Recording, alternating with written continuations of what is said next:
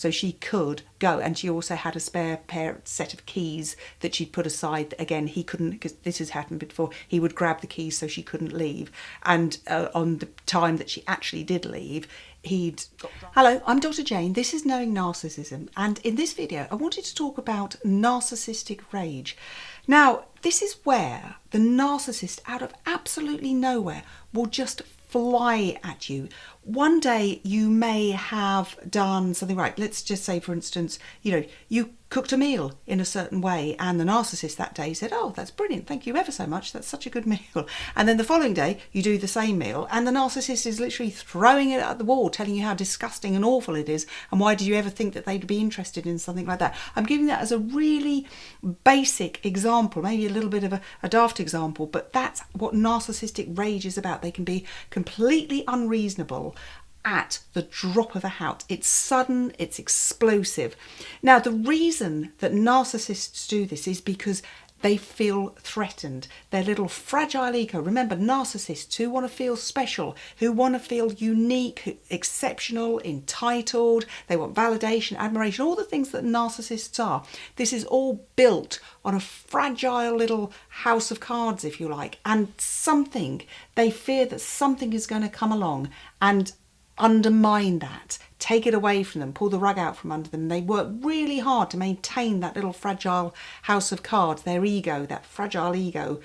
And if they feel threatened at all, and it could be anything at all, it could just be the way that somebody's looked at them, or they perceive that the way that somebody's looked at them, or it could be, I don't know, how somebody's dressed that they don't approve of. It could be a million and one things one day and then not the next day. That's the confusing thing, of course, with narcissists. They like to keep people confused. But the rage will be explosive, it'll be unexpected, it'll be sudden, and it'll be like a tsunami coming over you. And another characteristic of narcissistic rage is that they'll rage and rage and rage at you, and then you're kind of, like a blancmange in the corner, wondering what the hell's happened to you. And then the next minute, they're as nice as pie, and they'll be saying, "Oh, right, what are we doing now? Who are we going to see?" They'll just act as if nothing's happened, and you're the one that has to process that and absorb that. They like to be, they can be quite passive aggressive with rage. That's the kind of, real outward stuff with the rage, but they can be quite passive aggressive with it. They can kind of, just be undermining, but inside they're raging as well. Often rage comes because the narcissist feels that you need to be punished. You've done something. What the hell you've done, you have no idea, but you need to be punished for it and made to feel bad and insecure, all the things that the narcissist will do, because they are punishing you for doing something that they perceive that you've done against them, which is to threaten. Remember, that house of cards is to threaten their little ego in some way or another. Perhaps you haven't listened to them. I know of a story about a man who raged, and dreadful story, he beat his wife, and it was only by the fact that she was able to record this that it ended up going to court, and he was then jailed, thankfully, for it. But she put up with years and years of this, and the point that he raged at her at this time was because he'd picked a film for them to watch on a streaming service, and for some reason, whatever reason, I don't know why, she'd fallen asleep in that. But he found that so insulting. "I've picked this film. You should be interested in it. You've fallen asleep. You're not worthy of my company. You're not worthy to breathe the same air that I do. And I'm going to show you, and I'm going to punish you." And it was absolutely awful. She was able to record it. She sent the recording to a friend, who quickly called the police, who came round.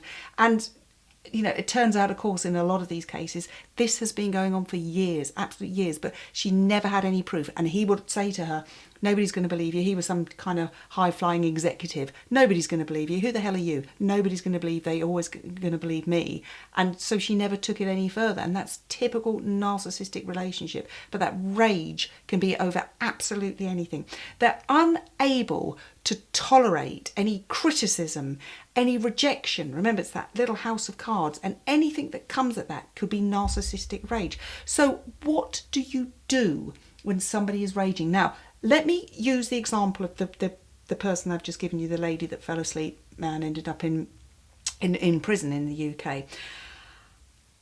I would always advise keeping calm. So he's raging at her. How do you keep calm is the question then. He's chasing her around the house, literally, and, ended up on the floor, I think, in a bedroom with his it's just dreadful, with his trying to suffocate her. And how do you keep calm in that situation? You can't. But the thing to do in that situation is to get out. That's what I always say. I'd say, limit your contact with the narcissist or leave as soon as you can. And again, that is not always possible. I have had a case where again, sadly, another lady, she would be locked in her house. Her narcissistic husband would leave for the day and he would lock her in the house. He would take away, this was years ago, this is way before mobile phones, etc., etc. She had no forms of communication.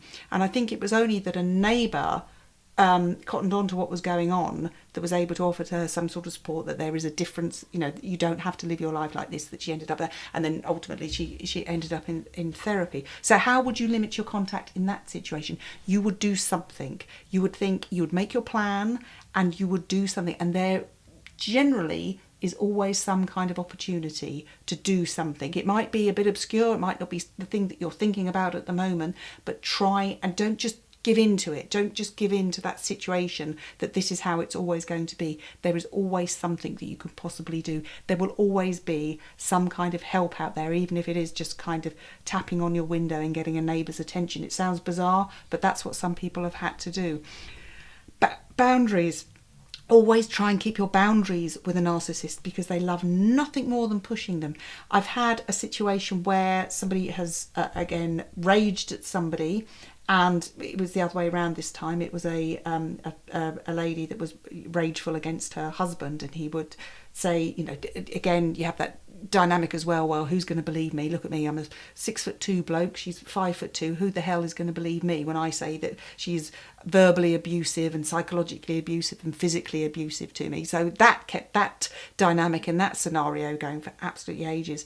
But there came to a point where he said, if you do this one more time, I will call the police. But preceding that, he'd said that he was going to do this every single time, but of course he never did. But something, I can't remember what it was particularly, something said, right, I'm calling the police this time. And the moment that they were called and they came round, that changed the dynamic as well. They did stay together, and they went through therapy together, and she didn't change. She was a narcissist. She didn't change.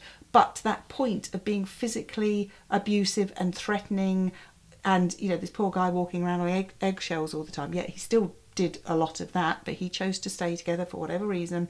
But she knew that he would call the police if she got to a certain point. So boundaries, really, really important. We talk about going grey rock. This is where you are just kind of giving one-word answers to people. You are just seemingly not interested. Again, in a highly stressful and dangerous situation, is that going to work, or is that going to inflame the narcissist? Probably the latter. So again, please go to that. Just remove yourself. People have to remove themselves. That's the one thing. You might find the excuse of going, look, we don't have any milk or butter or eggs or something in the fridge, so I'm just going to go and get them, just to allow that narcissist to just kind of calm down if they possibly can. And if they're not, then go and seek shelter somewhere else. There are always, even if it's organisations, there's things out there for people to be able to go to. And don't ever think that you won't be believed. That's really important. No matter who it is, organisations and stuff that are out there, they will believe you. It's really important. Narcissistic rage is awful because you don't know when it's coming, you don't know what it's about, and it's dismissed by the narcissist. But remember, they're doing it because they are protecting their fragile little house of cards ego that they feel has been criticised or disrespected in any way or another. And it could be somebody else, but you're taking the brunt of it. That's often what happens with narcissists. They just do it on the people that they can do it on, as opposed to the boss at work, say, for instance, or the friend or anything like that. So it's really important that you become aware. So educate yourself. Have your plan. This is what I always say. Have that plan that if you needed to leave or go in a hurry. I've had another lady who permanently kept her and her young child's little bags in, you know, it wasn't a suitcase or anything because she didn't want to alert the narcissist that this what it was. It was like just kind of, she'd put the essential stuff in the shopping bags in her car, so she could go. And she also had a spare set of keys that she'd put aside. Again, he couldn't, because this has happened before, he would grab the keys so she couldn't leave.